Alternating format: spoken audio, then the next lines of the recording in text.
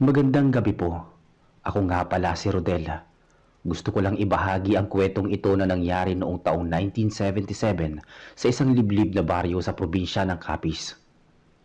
Ang mga pangyayaring ito ay hinding-hindi ko malilimutan dahil personal ko itong nasaksihan.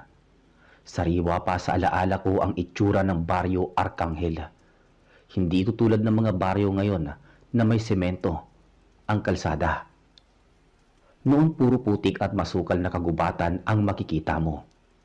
Tuwing sasapit ang 6:00 ng gabi, tikom na ang mga bibig ng mga tao at nakasara na ang mga bintana na gawa sa kapis.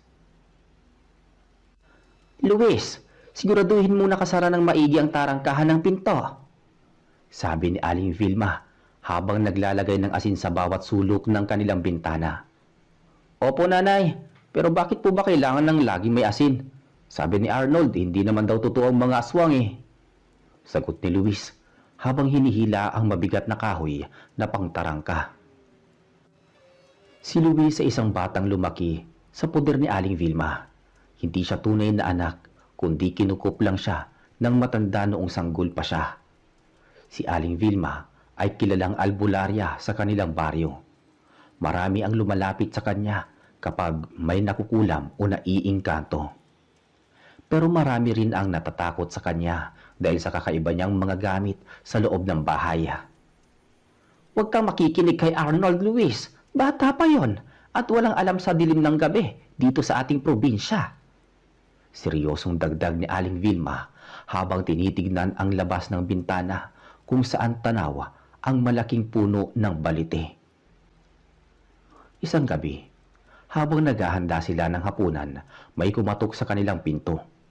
Malakas ang bawat katok, tila nagmamadali at puno ng takot. Aling Vilma! Aling Vilma! Tulungan niyo po kami! Sigaw ng isang lalaki sa labas.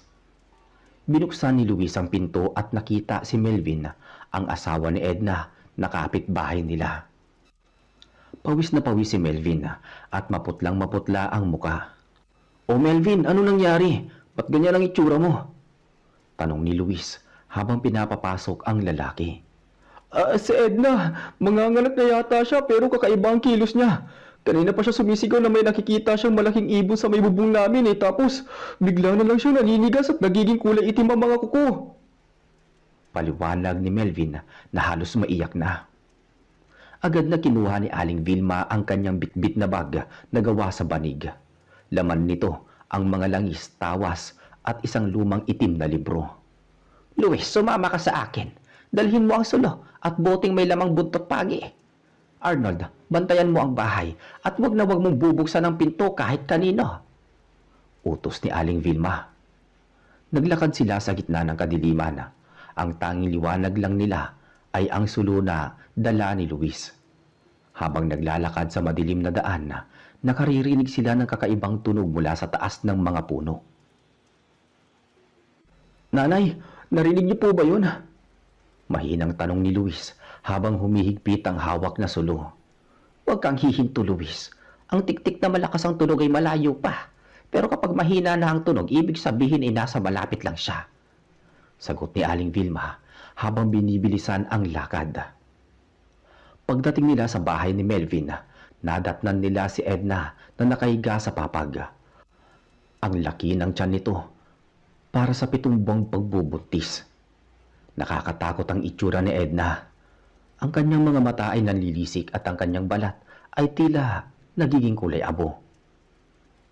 Melvin, kumuha ka ng maligamgam na tubig at maraming luya.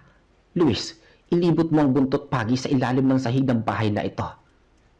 Sigaw ni Aling Vilma habang sinisimulan ang pagbulong ng mga orasyon.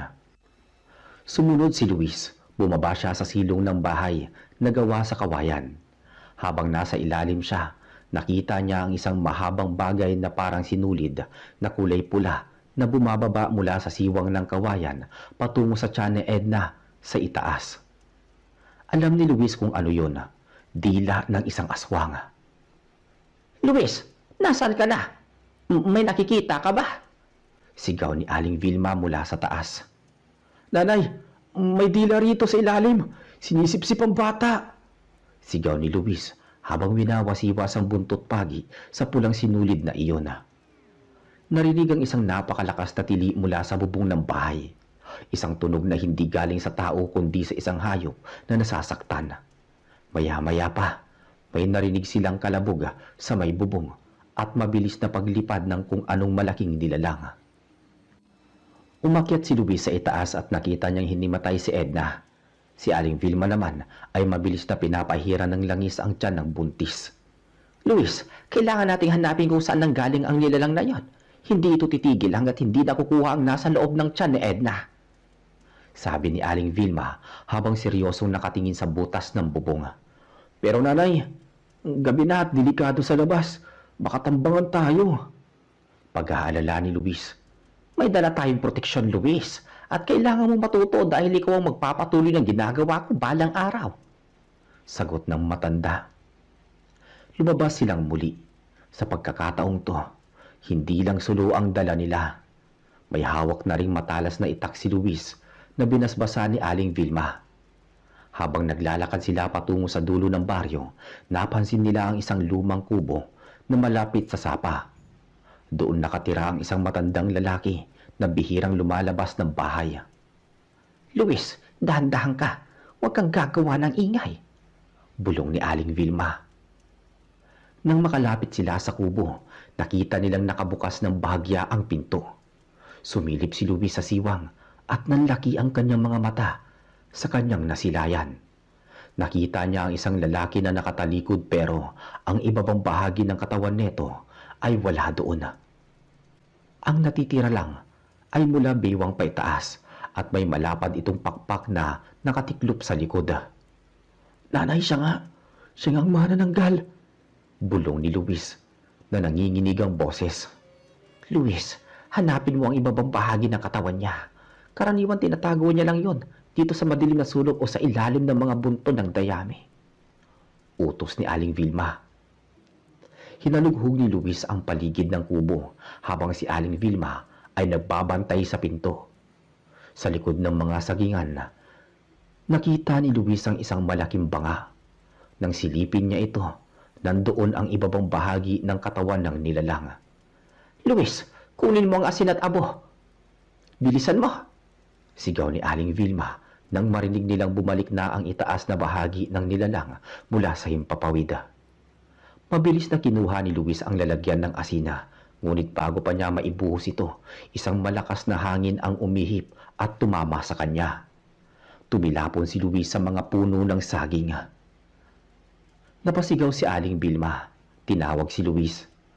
Lumapag ang itaas na bahagi ng aswang sa harap ng banga.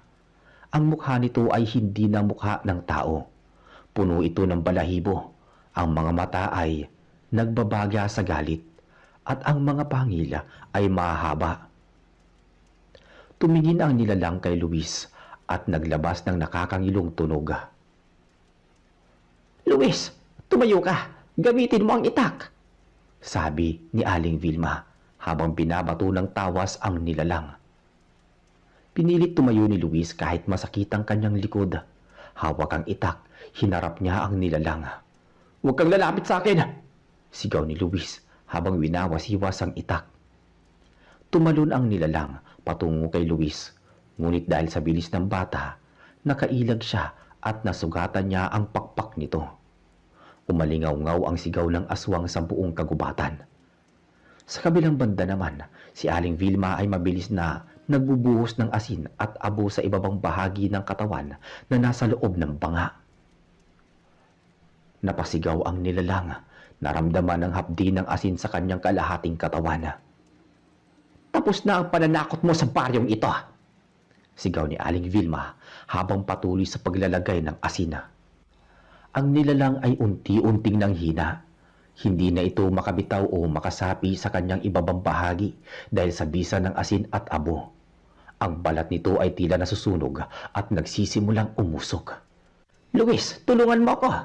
Itulak natin ang banga sa sapa! Utos ni Aling Vilma. Pinagtulungang itulak ni na Luis at Aling Vilma ang banga. Nang mahulog ito sa tubig, ang itaas na bahagi ng nilalang ay nagsimulang maglaho na parang abo na tinangayan ng hangin hanggang sa tuluyan na itong nawala. Hingal na hingal si Luis habang nakaupo sa tabi ng sapa. "Nanay, patay na ba siya?" "Wala na siya, Luis. Pero hindi lang siya ang ganitong nilalang dito sa mundo. Marami pa sila at lagi silang naghahanap ng pagkakataon." Sagot ni Aling Vilma habang pinupunasan ng pawis sa noo. Bumalik sila sa bayan ni Melvin. Nadatnan nilang gising na si Edna at maayos na ang pakiramdam neto. Ligtas ang sanggol sa kanyang sinapupunan. Nagpasalamat si Melvin ng luhod-luhod kina Aling Vilma at Luis. "Maraming salamat po, Aling Vilma. Salamat din, Luis. Utang namin sa inyo ang buhay ng aming mag-ina," sabi ni Melvin habang umiiyak sa tuwa. "Mag-iingat kayo simula ngayon, Melvin. Laging maglagay ng bawang at asin sa mga bintana." Pagbalik nila sa kanilang sariling bahay, sinalubong sila ni Arnold na kanina pa hindi makatulog sa kaba. "Oh, Luis, anong nangyari? Bakit may dugo ang damit mo?" tanong ni Arnold na bakas ang takot sa muka. Mahabang kwento, Arnold. Pero ang mahalaga, ligtas na ang lahat sa ngayon." Simpleng sagot ni Luis habang nilalapag ang kanyang itak. Kinaumagahan kumalat ang balita sa baryo tungkol sa pagkamatay ng matandang lalaki sa kubo. Sabi ng mga nakakita, natagpuan na lang daw itong tuyot at parang nasunog ang balat kahit wala namang apoy. Alam ni na Luis at Aling Vilma ang katotohanan, pero pinili nilang manahimik na lamang. Lumipas ang ilang buwan, naging tahimik ang baryo Arcangel. Ngunit isang hapon, habang si Luis ay kumukuha ng tubig sa balon, may nakita siyang isang batang lalaki na nakatayo sa ilalim ng puno ng nara. Ang bata ay tila hindi taga roon at ang kanyang mga mata ay masyadong itim. Luis, sino ang kausap mo dyan?" tawag ni Aling Vilma mula sa loob ng bahay. Wala po, nanay. May bata lang po rito," sagot ni Luis habang nakatingin sa bata. "Pumasok ka na dito, Luis. Papalubog na ang araw," sabi ni Aling Vilma na may himig ng babala. Nang lumingon si Luis uli sa puno, wala na ang bata. Ngunit sa putikan kung saan ito nakatayo, walang bakas ng paa ng tao kundi bakas ng malaking kuko ng ibon. Simula noon, naramdaman ni Luis na hindi pa tapos ang kanyang misyon.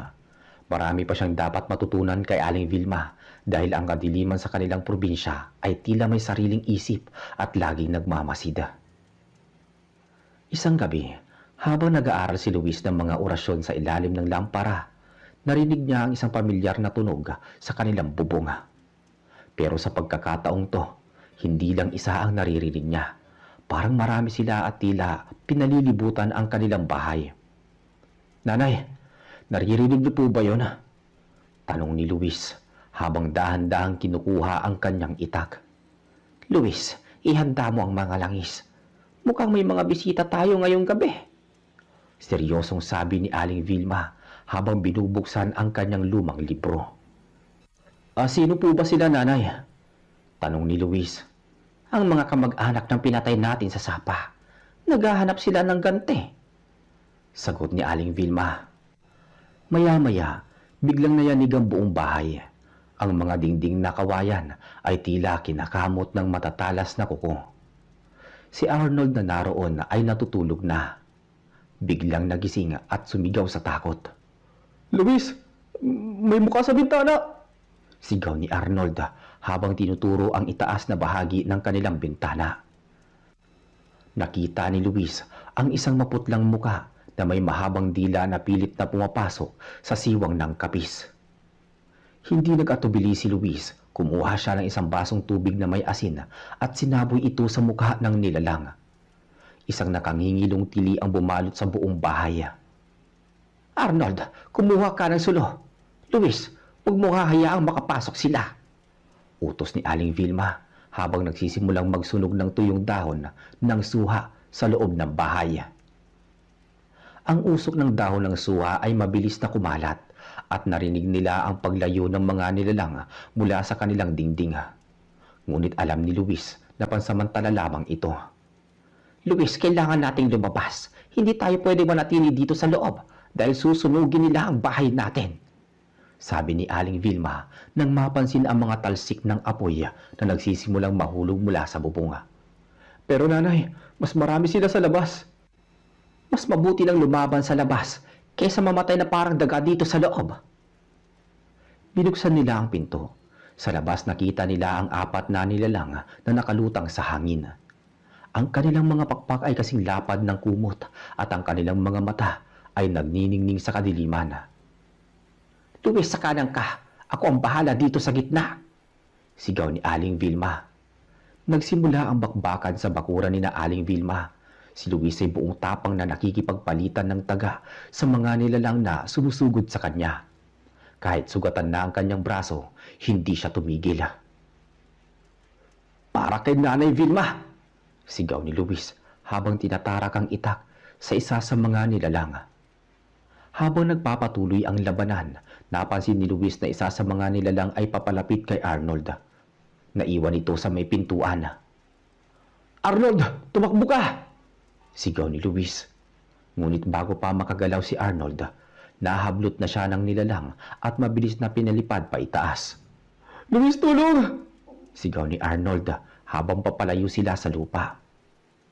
Napasigaw si Luis at akmang susunod ngunit hinarang siya ng 2 pang aswang. Luis, huwag kang mawawala ng konsentrasyon. Gamitin mo ang orasyon na tinuro ko sa iyo.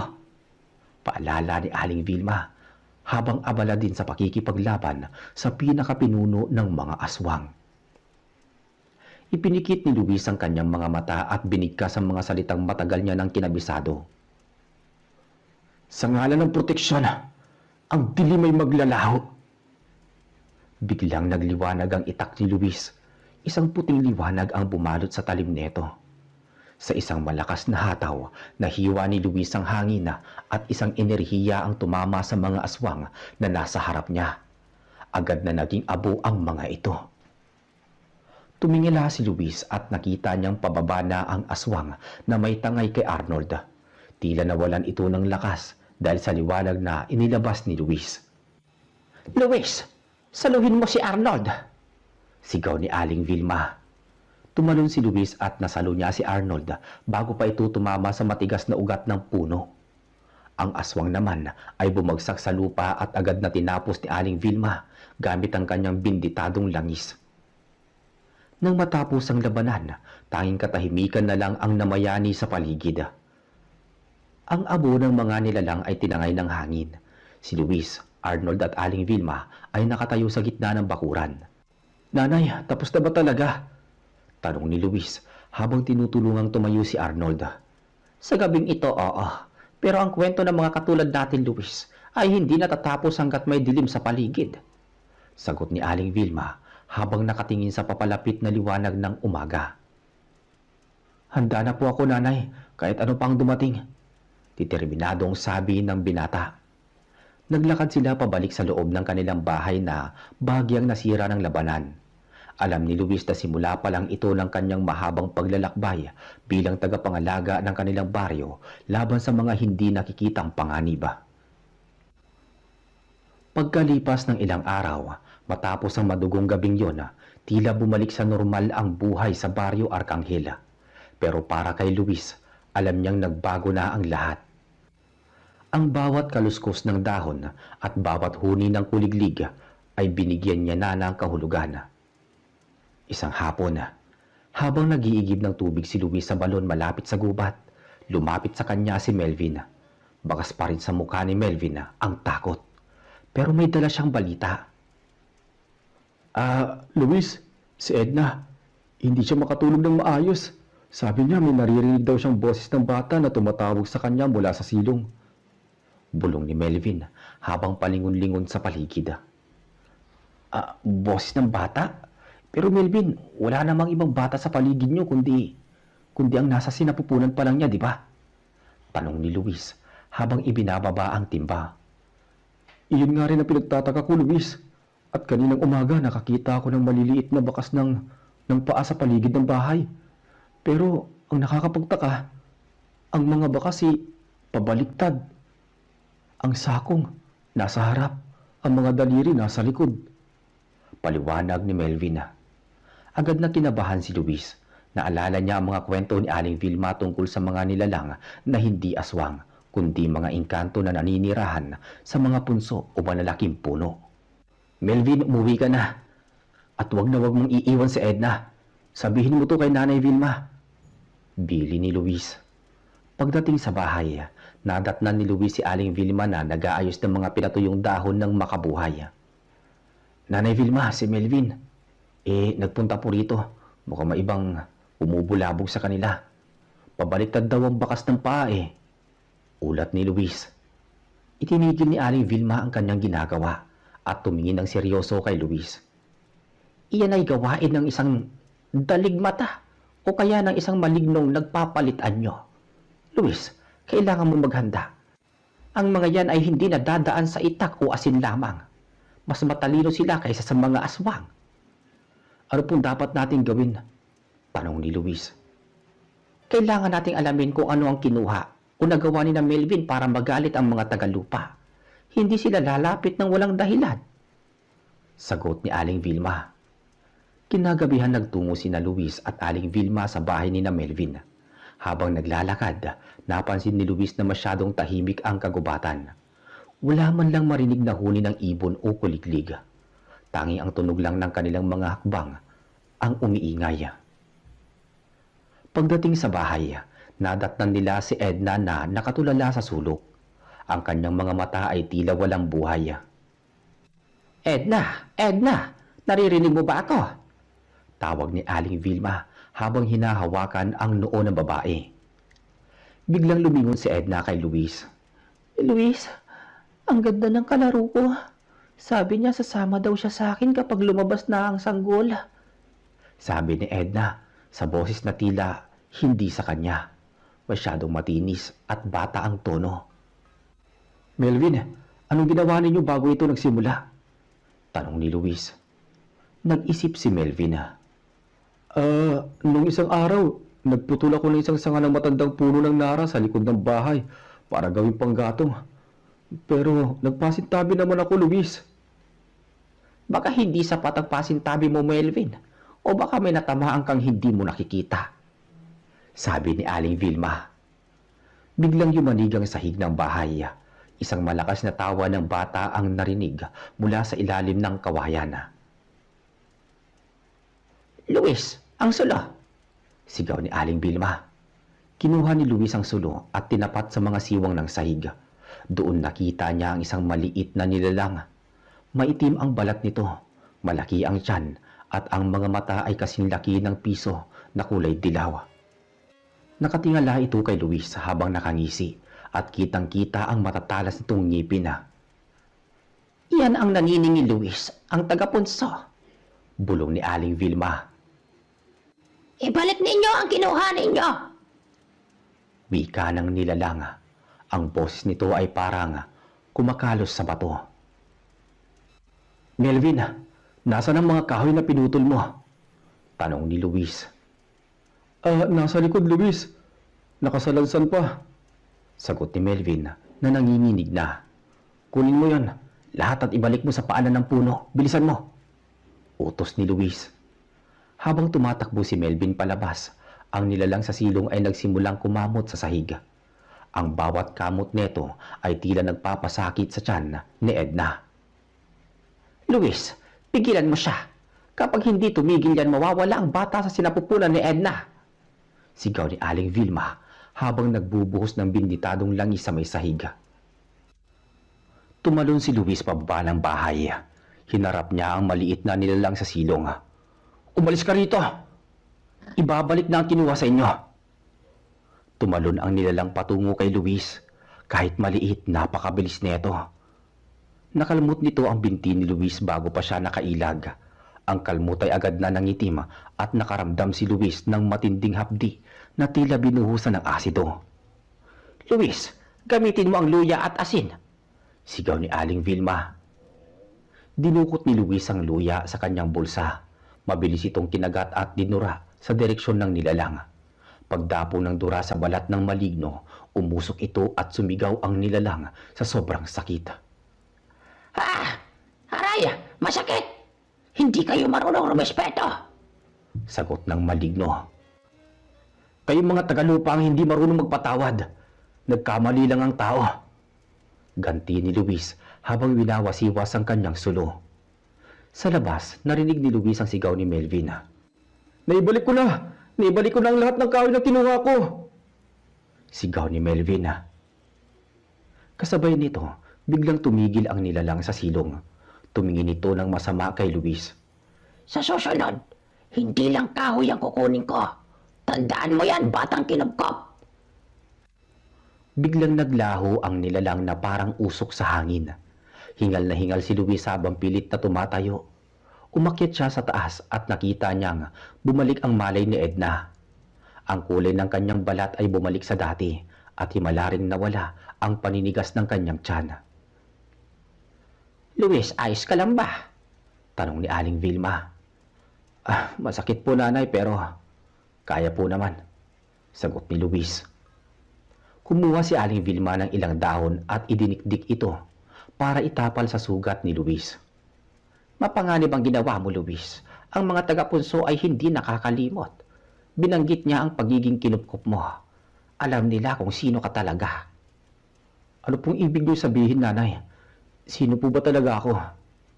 Tanong ni Luis na matagal nang nagtataka sa kanyang tunay na pinagmulan. Tumingin si Aling Vilma sa labas, sa dilim ng gabi kung saan tila may mga matang nagmamasid pa rin. Hindi pa ito ang tamang panahon para malaman mo ang lahat, Luis. Sa ngayon, mahalaga nakatulong tayo. Bumalik sila sa bahay ng madaling araw na. Habang naglalakad, hindi maalis sa isip ni Luis ang sinabi ng maligno. Pagdating sa bahay, sinalubong sila ni